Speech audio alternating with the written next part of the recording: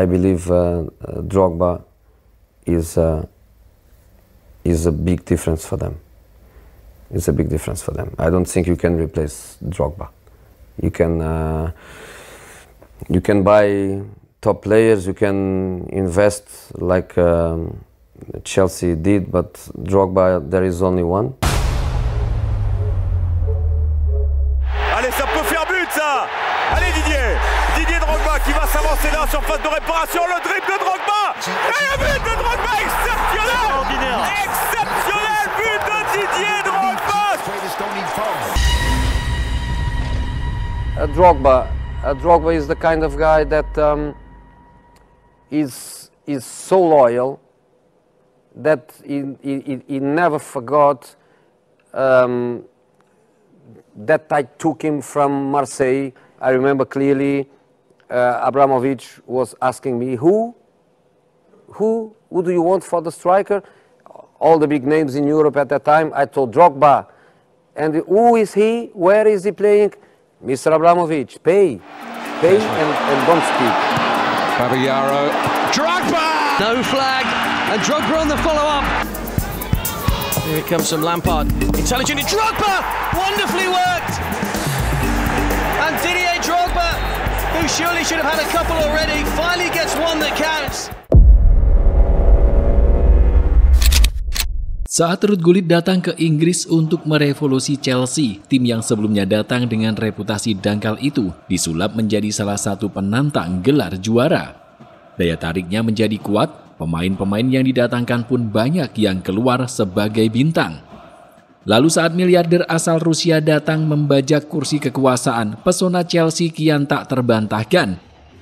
Ia yang merombak segala isi klub dengan gelontoran dana besar menginginkan pelatih yang baru saja memenangkan gelar juara Eropa. Tak lama, Chelsea kedatangan monster yang sempat diremehkan oleh sang pemegang kekuasaan itu sendiri. Beruntung, pelatih yang kelak dijuluki sebagai The Special One sukses meyakinkan semua untuk duduk dan diam, serta melihat apa saja hal yang nantinya bisa dilakukan oleh pemain asal Afrika. Tanpa berlama-lama, segala ragu yang sebelumnya datang tiba-tiba diubah menjadi secercah harapan yang tumbuh menjadi kebahagiaan tiada tara. Apakah kisah sukses pemain bernama Didier Drogba hanya bermuara pada kedatangannya ke kota London itu saja? Tentu tidak. Ada banyak perjuangan yang sampai menguras air mata, serta pengorbanan luar biasa yang sampai mendapat perhatian besar. Tidak banyak pesepak bola yang memiliki cerita luar biasa seperti Didier Drogba. Meski punya segudang cara untuk mencetak gol, Drogba sempat bergelut dengan banyak penolakan. Bahkan saat ia sudah membuktikan kualitas di atas lapangan, penolakan tetap menjadi sesuatu yang terus melekat padanya.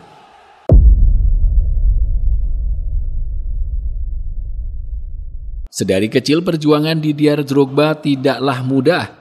Rintangan seolah menjadi makanan yang harus ia santap setiap harinya. Lahir pada tahun 1978, Drogba dan keluarganya berasal dari Abidjan, Pantai Gading. Meskipun kedua orang tua Drogba memiliki pekerjaan, mereka memutuskan untuk mengirim Drogba ke Perancis agar tinggal bersama pamannya. Padahal saat itu, usia Drogba baru menginjak 5 tahun. Setelah ditelusuri, orang tua Drogba ternyata memiliki alasan mengapa mereka tega mengirim bocah yang baru berusia 5 tahun ke luar negeri, bahkan luar benua. Saat itu orang tua Drogba meyakini bila kehidupan di Perancis akan lebih menjamin bagi anaknya. Menurut orang tuanya, sang paman juga menjadi sosok yang dapat dipercaya untuk terus mendidik dan menjaga tumbuh kembang Drogba. Pamannya, Michael Goba, merasa tidak terbebani. Ia justru merasa bertanggung jawab dan siap memberikan yang terbaik bagi kehidupan sepupunya itu. Kebetulan, pamannya sangat hobi bermain sepak bola. Dia bahkan pernah menggeluti olahraga itu secara profesional di awal 1980-an.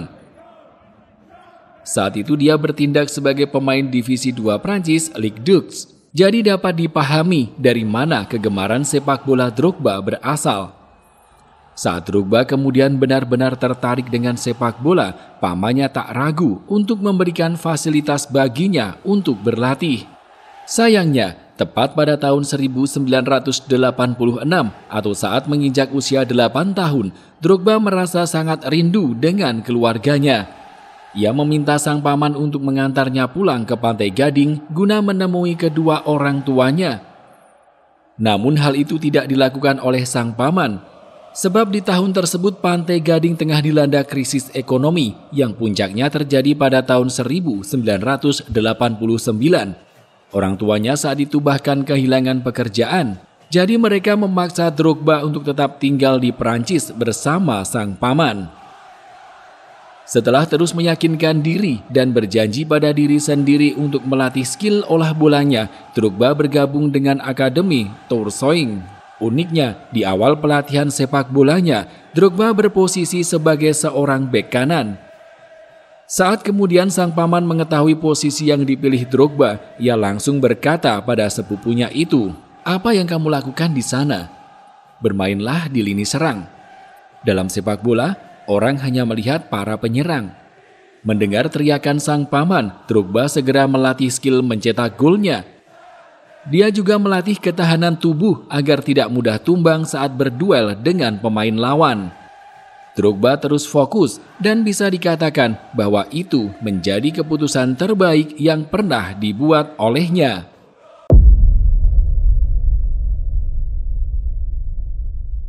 Di usia 19 tahun, bakat Drogba dalam bermain bola sudah sangat terlihat.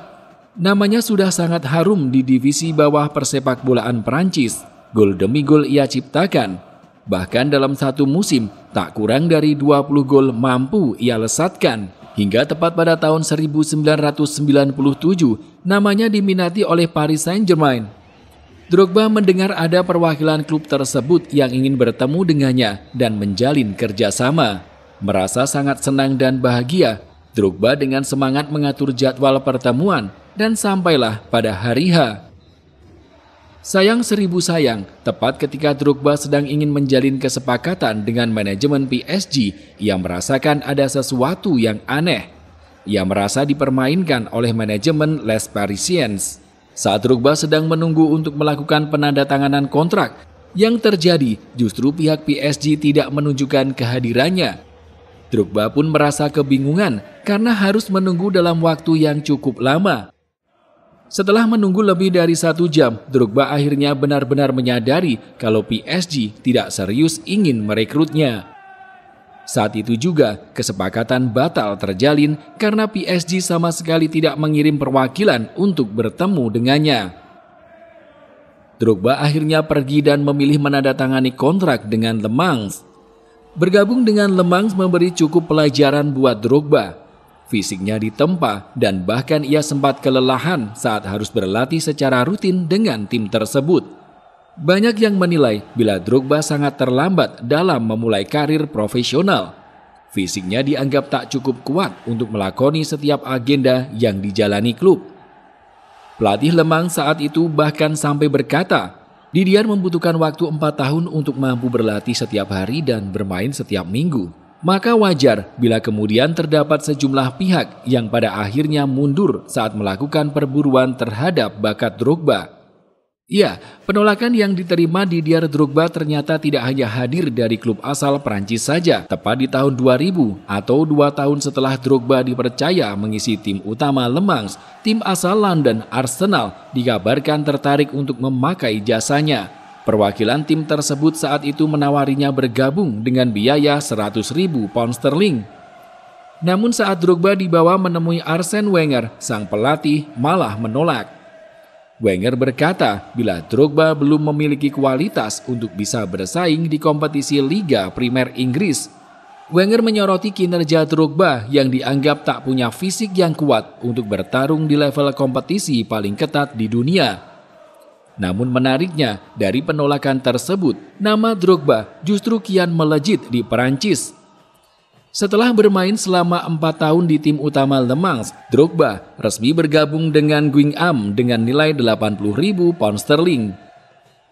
Benar saja, saat mulai bergabung dengan tim tersebut, Drogba mampu menunjukkan potensi besarnya dengan mengemas 20 gol dari 45 penampilan. Malah setelah bermain selama 2 musim dengan tim tersebut, Drogba lantas direkrut oleh raksasa Prancis Marseille.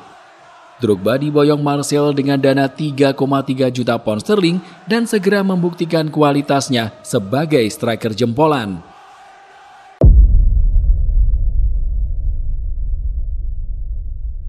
Didier Drogba tercatat hanya bermain selama semusim di Marseille. Namun momen itu justru menjadi yang tak akan pernah dilupakan olehnya. Drogba saat itu tampil dalam 35 pertandingan dan mencetak 19 gol. Pada titik ini, dengan seragam Marseille, dunia mulai mengenal Drogba sebagai penyerang mematikan. Ia memiliki kekuatan fisik, kecepatan, kemampuan duel udara, dan yang terpenting, kemampuan mencetak gol yang sangat luar biasa. Dari atribut yang dimiliki itu pula, Didier Drogba sampai membuat pelatih sekelas Jose Mourinho jatuh cinta. Ya, Marseille menjadi tim yang membantu Drogba bertemu dengan Mourinho.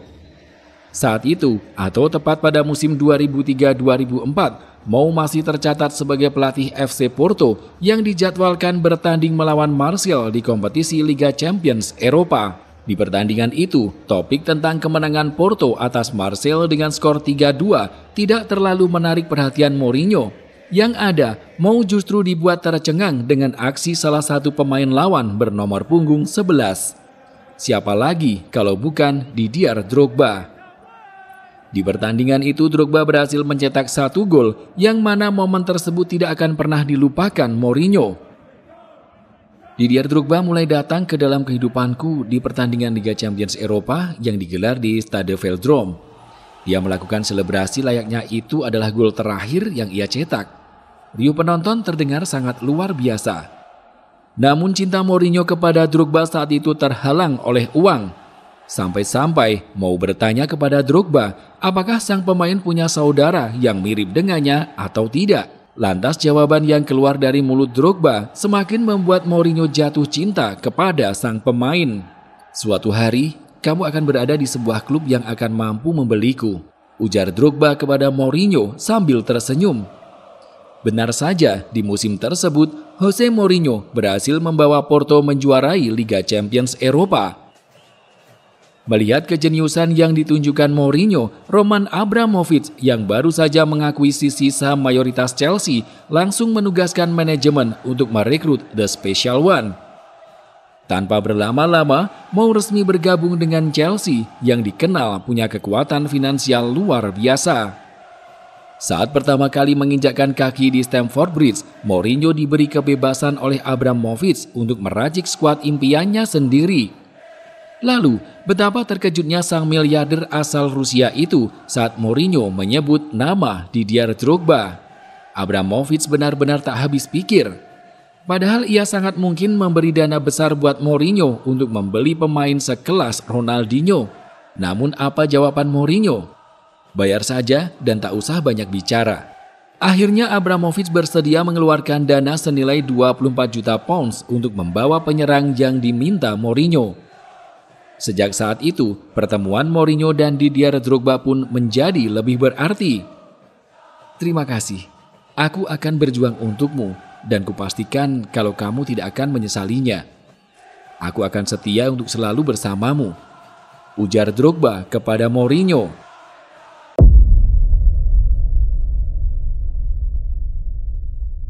Namun awal perjalanan Drogba di Stamford Bridge terasa sangat sulit. Drogba merasakan banyak ketidakcocokan hingga berniat pulang ke Perancis. Drogba ingin berada di sebuah tempat yang membuatnya dianggap raja, mendapat perhatian pada setiap pertandingan dan menjadi satu-satunya sorotan para penggemar. Akan tetapi, Mourinho berkata kepada Drogba bahwa di sana dirinya memang akan menjadi raja. Namun itu sama sekali tidak membuktikan kualitasnya karena dia hanya menjadi satu-satunya pemain hebat. Berbeda dengan Chelsea yang di sana terdapat banyak pemain berkualitas. Menanggapi hal tersebut, Mourinho ketika itu mengatakan, "Ya, di sini ada sebanyak 22 raja. Pergi bermain bersama mereka atau tinggalkan tempat ini dan jangan pernah kembali. Tapi bila kamu putuskan kembali, maka nikmatilah tempat yang kamu anggap nyaman, di mana kamu menjadi raja di antara pemain yang tidak berada selevel denganmu. Mendengar ucapan Mourinho saat itu, Drogba merasa malu dan bertekad membuktikan bahwa dia akan menjadi raja di antara para raja. Benar saja, di bawah binaan Jose Mourinho, Drogba berhasil mengalahkan dirinya sendiri. Dia memilih bertahan dan terus berjuang untuk mendapatkan tempat terbaik dari yang terbaik. Pada musim debutnya, pemain asal Pantai Gading itu berhasil mencetak 16 gol dan 7 assist di semua kompetisi selama musim 2004-2005. Selain itu, Drogba juga turut berkontribusi dalam meraih gelar Liga Inggris yang dirindukan oleh jutaan fans Chelsea pada musim 2004-2005. Perlu diketahui bahwa itu merupakan gelar Liga Inggris pertama Chelsea dalam 50 tahun terakhir. Di tengah moncernya performa Drogba, Roman Abramovich ternyata masih belum percaya dengan kemampuannya. Saat itu, Abramovich memaksa klub mendatangkan Andriy Shevchenko yang berbekal 73 gol dan trofi Ballon d'Or tahun 2004 bersama Milan. Namun mau sebagus apapun dia, Mourinho tetap menjadikan Drogba pilihan utama. Performa Drogba di musim 2006-2007 kian menenggelamkan Shevchenko. Setelah diremehkan kalau performanya tak akan konsisten, Drogba justru kian moncer di musim 2006-2007. Roman Abramovich dipaksa harus menarik kata-katanya ketika melihat sendiri performa Drogba. Ia mencetak 33 gol di musim tersebut. Itu 2 kali lipat dari jumlah golnya di musim 2005-2006. Roman Abramovich pun akhirnya mengakui kehebatan Drogba dengan sekelumit pujian. Dia berada di puncak permainannya, dan aku tidak melihat pemain lain tampil dan mencetak gol seperti dia di Eropa saat ini. Drogba benar-benar muncul sebagai monster di Liga Primer Inggris. Bahkan tidak ada satupun penyerang yang mampu menggeser tempatnya saat itu. Tak hanya mencetak banyak gol, Drogba juga sukses menyumbangkan banyak gelar hingga disebut sebagai sang raja final. Hal itu berkaitan dengan kebanyakan gol yang ia lesakkan sangat krusial dan menjadi penentu kemenangan bagi Chelsea dan juga terhadap raihan gelar yang didapatnya. Dimulai dari Piala Liga 2005. Saat itu, Drogba menjalani partai final pertamanya bersama Chelsea, sukses mencetak gol di perpanjangan waktu. Gol tersebut memberi kemenangan untuk The Blues 3-2. 2 tahun setelahnya, Drogba kembali menjadi penentu kemenangan Chelsea di kejuaraan yang sama. Dia menjadi aktor kemenangan Chelsea berkat sumbangan 2 golnya ke gawang Arsenal yang saat itu dijaga oleh Manuel Almunia. Di tahun yang sama, gol Drogba saat melawan Manchester United membantu Chelsea untuk menjuarai Piala FA. Dalam rentang waktu 2009 hingga 2012, Chelsea bahkan telah mendapatkan 3 gelar Piala FA. Dari semua kemenangan tersebut, Drogba selalu turut andil dengan mencetak gol. Satu yang paling diingat adalah ketika Drogba menjadi penentu kemenangan Chelsea atas Bayern Munchen pada kompetisi Liga Champions 2012. Gelar King of Final benar-benar teruji pada pertandingan tersebut. Sempat lesu karena gol Thomas Muller di menit ke-83, Chelsea kembali bergairah setelah Drogba menyamakan kedudukan pada menit ke-88. Setelah laga dilanjutkan hingga babak adu penalti, nama Drogba kembali menuai pujian. Dirinya menjadi penentu kemenangan dalam pertandingan dramatis tersebut. Setelah kontraknya tidak diperpanjang Chelsea, Drogba melanjutkan karirnya di Shanghai Shenhua sebelum kembali ke Eropa dan memperkuat Galatasaray. Bersama raksasa Turki, ia sukses menyumbangkan gelar Liga Turki, Piala Turki, dan Piala Super Turki. Sempat kembali lagi ke Chelsea dan mempersembahkan gelar Liga Inggris serta Piala Liga, Drogba melanjutkan karir di Amerika Serikat bersama Montreal Impact. Puas bersama Montreal Impact, Drogba bergabung dengan Arizona United lalu hijrah ke Phoenix Rising. Hingga tepat pada 1 Desember 2018, sang raja memutuskan untuk pensiun dari dunia sepak bola.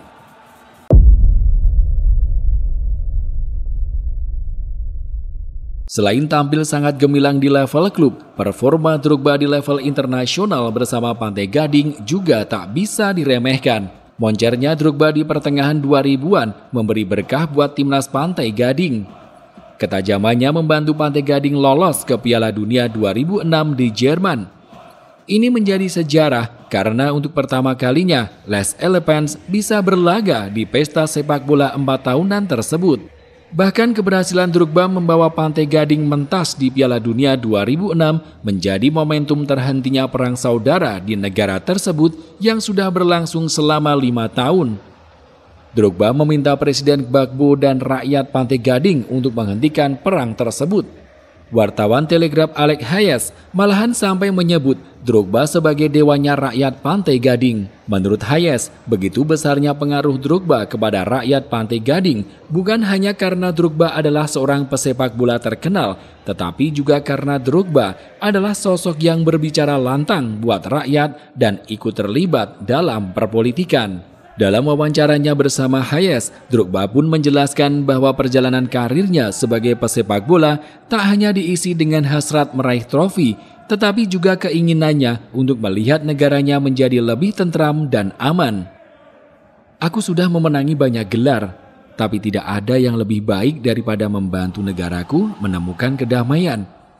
Aku tahu di mana aku berdiri, dan itu adalah hal yang jauh lebih penting dari semuanya. Tutur Drogba. Setelah mencetak sejarah besar di ajang Piala Dunia 2006, Drogba kembali mampu mengantarkan Pantai Gading mentas di Piala Dunia 2010 yang terselenggara di Afrika Selatan. Kendati hanya sampai di babak grup lagi karena kalah bersaing dengan Brasil dan Portugal, Drogba menorehkan sejarah di sini. Ketika menghadapi Brasil pada 20 Juni 2010, Drogba menjadi pemain asal Afrika pertama yang bisa mencetak gol ke gawang Brasil di ajang Piala Dunia melalui sundulan kepala di menit ke-78. Berbekal prestasi gemilang dan perjalanannya yang sangat mengagumkan, Didier Drogba akan selalu dikenang sebagai juru gedor kelas dunia yang efektif dan klinis. Bukan hanya oleh supporter Chelsea, tapi juga oleh mereka yang mencintai sepak bola.